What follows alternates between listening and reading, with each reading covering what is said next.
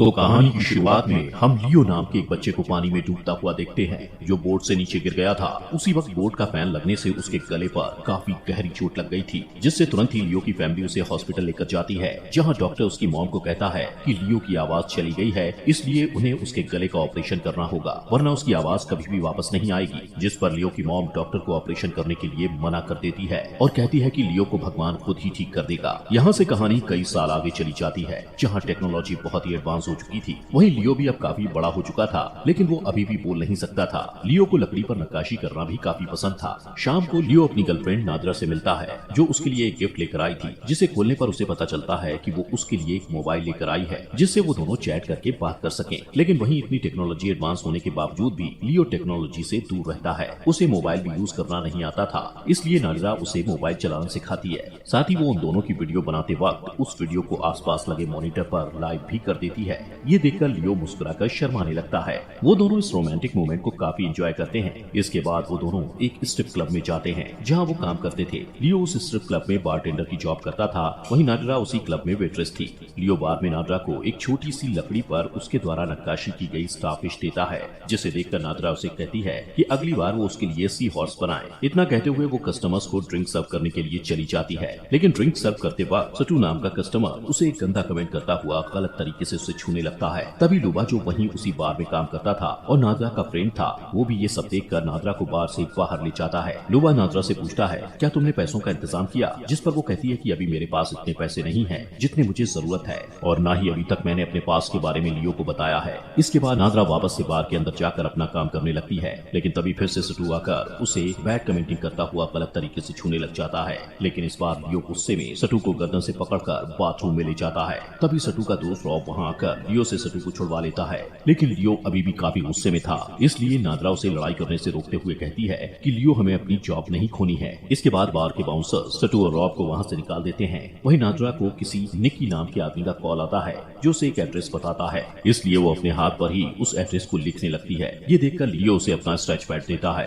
तभी उस बार का ओनर मैक्सिम लियो को अपने पास बुलाकर उसे वार्निंग देता है कि अगर तुमने कभी भी किसी कस्टमर से झगड़ा किया तो तुम्हें जॉब से निकाल दिया जाएगा। अब बार का काम खत्म होने के बाद लियो घर जाकर सोने की कोशिश कर रहा था, लेकिन तभी उसे बाहर से किसी के रोने की आवाज आती है, और जैसे ही वो डोर ओपन करता है तो उसे उसके घर के बाहर नादिरा जमीन पर बैठी मिलती है। नादिरा उसे कहती है कि मुझे तुम्हें कुछ बताना है, लेकिन लियो उसकी पूरी बात सुने बिना ही ये सोचकर काफी सैड हो जाता है कि शायद वो उसे छोड़कर किसी और के साथ जा रही है। नादिरा उसे कहती है कि ऐसी बात नहीं है, मैं तुम्हें छोड़कर कभी नहीं जाना चाहूंगी, लेकिन मुझे तुम्हें कुछ इम्पोर्टेंट बात बतानी है। जिस पर लियो उसे अपने स्क्रैच पैड पर लिखकर बताता है कि मेरी लाइफ में तुमसे ज्यादा जरूरी और कुछ भी नहीं है। इसके बाद लियो उसे अपने वर्क स्पेस में ले जाता है, जहाँ पर वो उन दोनों के लिए एक बेड बना रहा था, जिसे देखकर नादिरा काफी खुश होती है। लेकिन अगले ही पल वो निराश होकर ये कहती हुई वहाँ से जाने लगती है कि कुछ है जो तुम मेरे बारे में नहीं जानते। तभी लियो उसका हाथ पकड़ लेता है और वो दोनों वहीं पर रोमांस करने लगते हैं। नेक्स्ट मॉर्निंग जब लियो की आंख खुलती है तो वहाँ वो नादिरा को ना पाकर ये सोचता है कि शायद वो उसे छोड़कर वहाँ से चली जा चुकी है। वहीं दूसरी तरफ हम दो सर्जन्स कैक्टस और उसके पार्टनर डक को देखते हैं, जो मैक्सिम के गुंडों में से एक गुंडे की सर्जरी कर रहे थे, जिसे 5 गोलियां लगी थी। वो दोनों असल में मैक्सिम के लिए एक ब्लैक मार्केट क्लिनिक पर सर्जन्स का काम करते थे, लेकिन कैक्टस अब इस काम को छोड़कर अपनी बेटी के साथ जर्मनी जाकर शांति से रहना चाहता था, इसलिए उसने मैक्सिम को उसकी और उसकी बेटी की फेक वीजा आईडी बनाने के लिए कहा था। इसके बारे में कैक्टस मैक्सिम के आदमी, जिसका नाम एकिम था, उससे पूछता है कि उसकी और उसकी बेटी की आईडी मैक्सिम कब तक बनवा कर देगा, जिस पर एकिम कहता है कि 3 दिन के अंदर तुम्हें आईडी मिल जाएगी। लेकिन डक को यहाँ इस शहर में रहना पसंद था और मैक्सिम के लिए सर्जरीज का काम करने के साथ साथ वो अपना एक साइड बिजनेस भी करता था, जहाँ वो बच्चों में बॉडी पार्ट्स इम्प्लांट करने के साथ साथ उनकी साइबरनेटिक सर्जरीज भी करता था। वहीं लियो एक कॉफी शॉप पर जाकर कॉफी पीने लगता है। तभी उसके पास कैक्टस आकर उसे कहता है कि जिसके साथ तुम्हारी बार में लड़ाई हुई थी वो दोनों मैक्सिम के लिए ही काम करते हैं और उनके जरिए ही मेरी बेटी के साथ मैं जर्मनी जा पाऊंगा।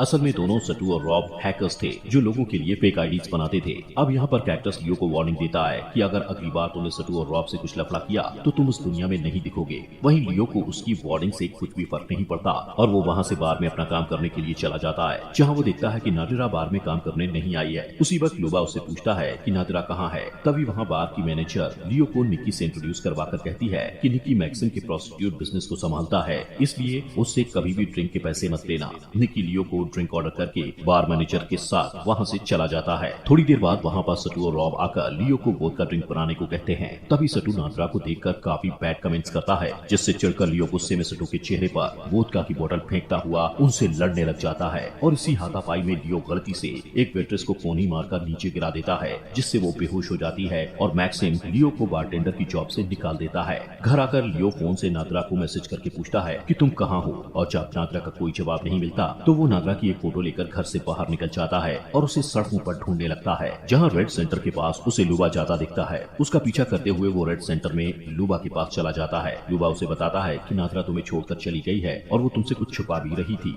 जिसके बाद लियो घर आता है, जहाँ वो देखता है कि नादरा ने उसे एक मैसेज किया हुआ है, जिसमें वो बता रही थी कि मैं हैकर्स हॉल में हूँ। लियो तुरंत हैकर्स हॉल में जाकर नादरा को ढूंढने लगता है। वहीं सटू और रॉब, जो उस हैकर्स हॉल के ओनर थे, वो सीसीटीवी कैमरा में लियो को वहाँ देखकर काफी गुस्सा होते हैं। उनके पास कैक्टस अपनी और अपनी बेटी की फेक वीजा आईडी लेने आया हुआ था। कैक्टस लियो को वहाँ देखकर तुरंत अपनी बेटी के साथ वहाँ से चला जाता है। तभी सटू और रॉब लियो के पास जाकर उसे वहाँ से जाने के लिए कहते हैं। लियो उन्हें नादरा की फोटो दिखाता है, लेकिन वो उसे कहते हैं कि हमें नादरा के बारे में कुछ नहीं पता, और उस पर काफी गुस्सा करते हुए उसे वहाँ से जाने के लिए कहते हैं। लेकिन अचानक लियो को याद आता है कि नादरा ने उसके स्क्रैच पैड पर कुछ लिखा था, जिससे वो तुरंत वहाँ पड़े एक चारकोल को स्क्रैच पैड पर उसी पेज पर घिसने लगता है। तभी वो देखता है कि नादरा ने किसी ओसवाल्ड नाम के व्यक्ति का एड्रेस लिखा था। वो तुरंत ओसवाल्ड के एड्रेस पर पहुंचकर डोर नॉक करता है। ओसवाल्ड के डोर ओपन करते ही वो बिना कुछ पूछे ओसवाल्ड के घर के अंदर घुसकर नादरा को ढूंढने लग जाता है, जहाँ उसे एक दीवार पर बहुत सारी लड़कियों की फोटोज लगी हुई मिलती हैं, जिनके साथ ओसवाल्ड रातें रंगीन कर चुका था। लेकिन उन्हीं फोटोज में लियो को एक ऐसी फोटो मिलती है जिसमें नादरा का नाम लिखा हुआ था, लेकिन वो फोटो इतनी डार्क थी कि उसमें नादरा का चेहरा ठीक से दिखाई नहीं दे रहा था। लियो को ऐसा करते देख ओसवाल्ड को लगता है कि लियो निकी के लिए काम करता है और आज उससे पैसे लेने उसकी जगह लियो आया है, इसलिए वो लियो को पैसे देकर कहता है कि नादरा एक कॉल गर्ल है और मैंने उसके साथ बहुत मजे किए थे।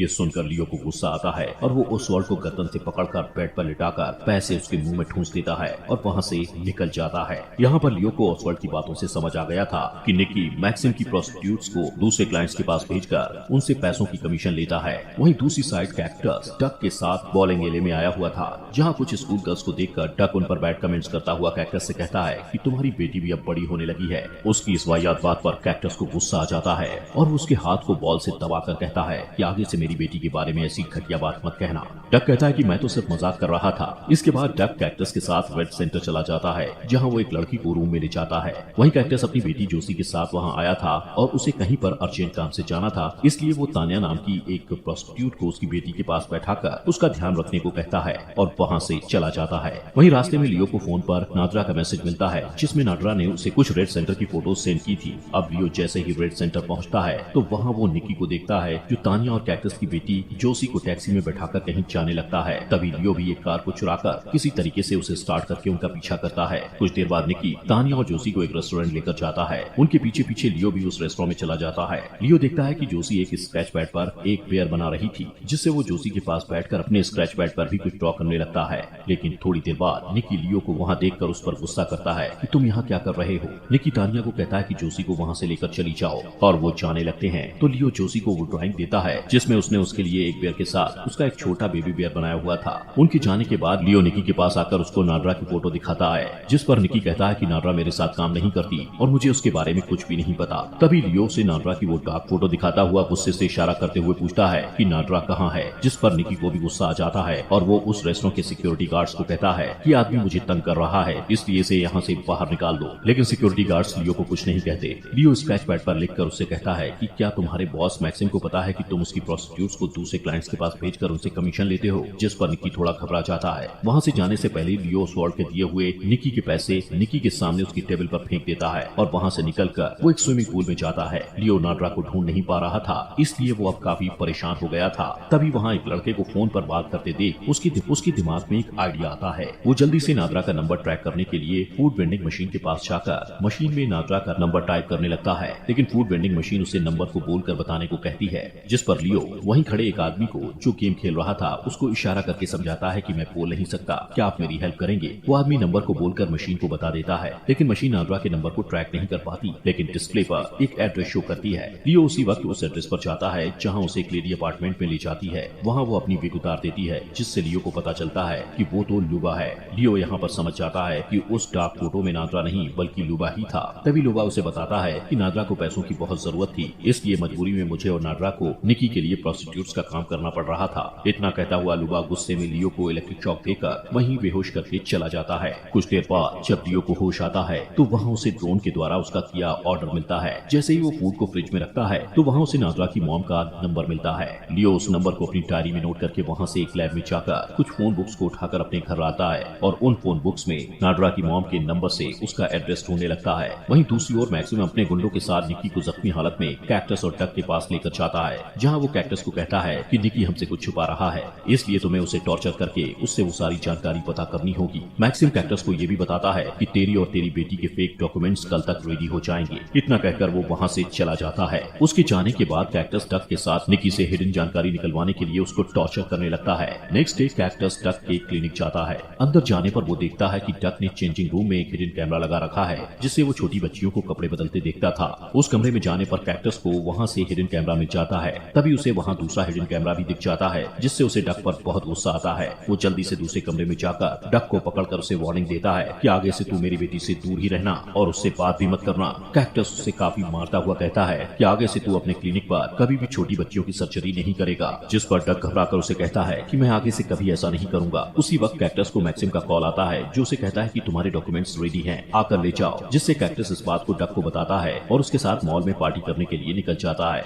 वहीं लियो को नादरा की मॉम के नंबर का एड्रेस फोन बुक पर मिल जाता है और वो तैयार होकर नादरा की मॉम के घर जाता है, जहाँ वो नादरा की मॉम को उन दोनों की वीडियो दिखाता है। नादरा की मॉम उनकी वीडियो देखकर काफी इमोशनल हो जाती है। वो रोते हुए कहती है कि तुम्हारे बारे में नादरा ने मुझे फोन पर बताया था। साथ ही वो लियो को बताने लगती है कि जोसी नादरा की ही बेटी है और कैक्टस उसका हस्बैंड है। लेकिन कैक्टस गलत कामों में लगने की वजह से नादरा को काफी टॉर्चर करता था, इसलिए नादरा पैसे जमा करके अपनी बेटी के साथ किसी दूसरे देश जाना चाहती थी। ये सब सुनकर लियो समझ जाता है कि नादरा के गायब होने के पीछे जरूर कैक्टस का ही हाथ है और उसे जो नादरा के नंबर से मैसेज आ रहे हैं वो नादरा नहीं बल्कि कोई और कर रहा है। दोस्तों, यहाँ पर हमें उस दिन की एक छोटी सी क्लिप दिखाई जाती है जिस दिन लियो नादरा को उसके वर्क स्पेस में बेड दिखाने के लिए ले गया था। वहीं पर कैक्टस उन दोनों को छुपकर देख रहा था और उन दोनों के वर्क स्पेस में जाते ही वो लियो के घर जाकर उन दोनों की चाय में बेहोशी की मेडिसिन मिला देता है और वो वर्क स्पेस से वापस आकर वो चाय पीकर बेहोश हो जाते हैं। तो लियो नादरा को उठाकर उसे अपनी गाड़ी में डालकर वहाँ से किडनैप करके ले गया था। अब प्रेजेंट में जब डक और कैक्टस मॉल में पार्टी कर रहे होते हैं तो डक कैक्टस को कहता है कि मैक्सिम के पास डॉक्यूमेंट्स लेने जाने से पहले हम रेड सेंटर चलेंगे, जिस पर कैक्टस मान जाता है और वहाँ से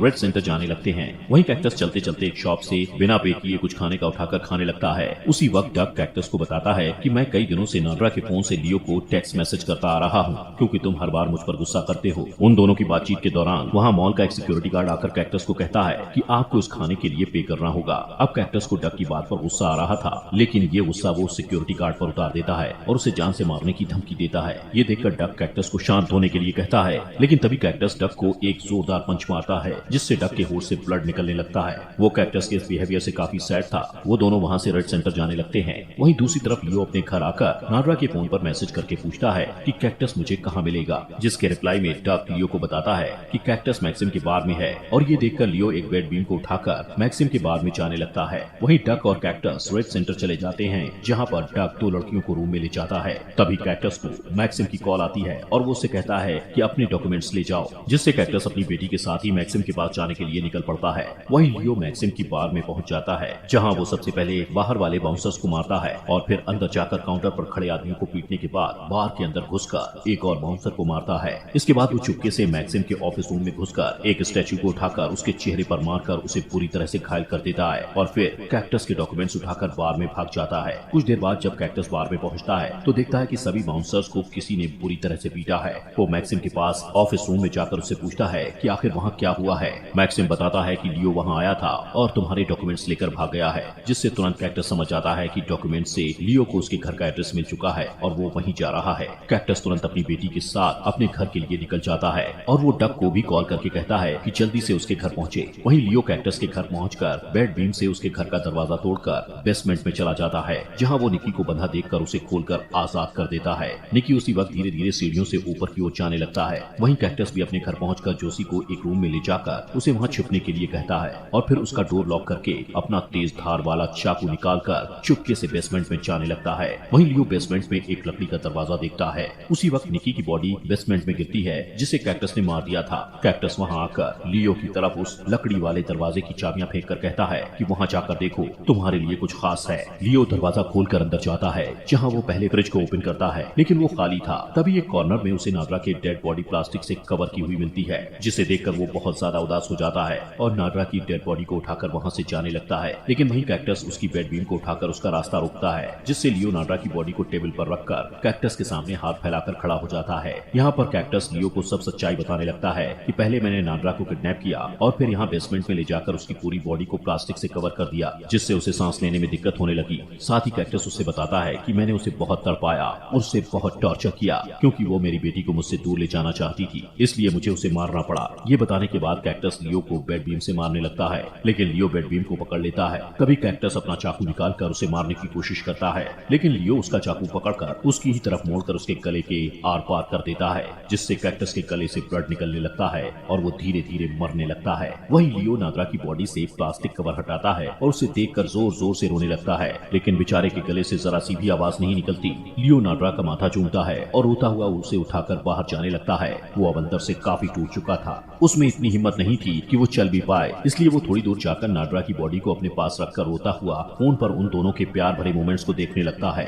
वहीं उधर कैक्टस के घर पर डक पहुंचता है, जो एक कमरे में जोसी को लॉक देखता है और फिर बेसमेंट में जाने पर कैक्टस के गले में चाकू को आर पार देखकर हैरान हो जाता है, लेकिन वो उसकी मदद करने के बजाय उसे कहता है कि तुमने मेरे साथ बहुत बार बदसलूकी की है। इसलिए डक उसकी मदद किए बिना ही वहाँ से जाता हुआ स्क्रीन को उसकी तरफ मोड़ देता है, जिसमें जोसी के रूम का कैमरा लगा हुआ था। डक जोसी के रूम में जाकर जोसी को उठाकर वहाँ से निकल जाता है। ये देखकर कैक्टस समझ जाता है कि आगे जाकर डक उसकी बेटी के साथ गलत काम करेगा और उसकी वहीं मौत हो जाती है। वहीं डक लियो के पास जाकर उसे लात मारकर बेहोश कर देता है और फिर उसे अपनी क्लिनिक पे ले जाता है, जहाँ उसके गले में एक इलेक्ट्रॉनिक वॉइस बॉक्स लगाने लगता है, क्योंकि वो उसके मुंह से सॉरी सुनना चाहता था। उसके गले में इलेक्ट्रॉनिक वॉइस बॉक्स फिट करने के बाद वो लियो को सॉरी बोलने को कहता है, क्योंकि उसने जोसी को अनाथ कर दिया था। वहीं लियो की कंडीशन काफी खराब होने की वजह से उसके मुंह से एक शब्द नहीं निकलता। ये देखकर डक गुस्से में उसे टॉर्चर करने लगता है। नेक्स्ट डे मॉर्निंग में डक लियो को गाड़ी में बैठाकर कहीं पर जाने लगता है। रास्ते में वो उसकी मुलाकात जोसी से करवाता है। थोड़ी देर बाद वो एक ब्रिज पर गाड़ी ले जाकर रोक देता है और लियो को वहाँ पर एक बेंच पर बैठाकर ब्रिज पर लगे ताले को खोल देता है। इसके बाद वो लियो को गुस्से में उठाकर उसके मुंह से कैक्टस को मारने के लिए सॉरी बोलने को कहता है। तभी लियो एक गहरी सांस लेकर डक को उठाकर पानी में कूद जाता है। पानी के अंदर लियो डक को कसकर पकड़े रखता है और वो उसे तब तक नहीं छोड़ता जब तक डक की मौत नहीं हो जाती। और जैसे ही डक मर जाता है तो लियो पानी के ऊपर आकर स्विम करने लगता है। वहीं ब्रिज के ऊपर खड़ी जोसी लियो से पूछती है कि लियो क्या तुम ठीक हो, जिसे देखकर लियो डर जाता है और उसे ब्रिज से दूर हटने का इशारा करता है। लियो उसे बोलकर बताने की कोशिश करता है, जहाँ पर वो पहली बार बोलता है कि जोसी ब्रिज से दूर हट जाओ। पहली बार अपनी आवाज सुनकर वो खुद भी हैरान था। तभी लियो जोसी के पास ऊपर ब्रिज पर जाता है, जहाँ पर जोसी उसे कहती है कि तुम्हारी आवाज काफी फनी है, जिस पर वो दोनों हंसने लगते हैं। लियो जोसी को कहता है कि मैं तुम्हें तुम्हारी नानी के पास ले जाऊंगा, जो तुमसे बहुत प्यार करती है। वहाँ से लियो जोसी के साथ एक होटल में कुछ खाने के लिए जाता है, जहाँ लियो जोसी के हाथ में एक ब्रेसलेट देखता है, जिसमें उसके द्वारा नक्काशी की गई लकड़ी के डिजाइन थे जो उसने नाड्रा को दिए थे। तभी लियो जोसी को एक और सी हॉर्स वाला डिजाइन देता है, जो उसने नाड्रा के लिए बनाया था। और यहीं पर ये अमेजिंग मूवी खत्म हो जाती है।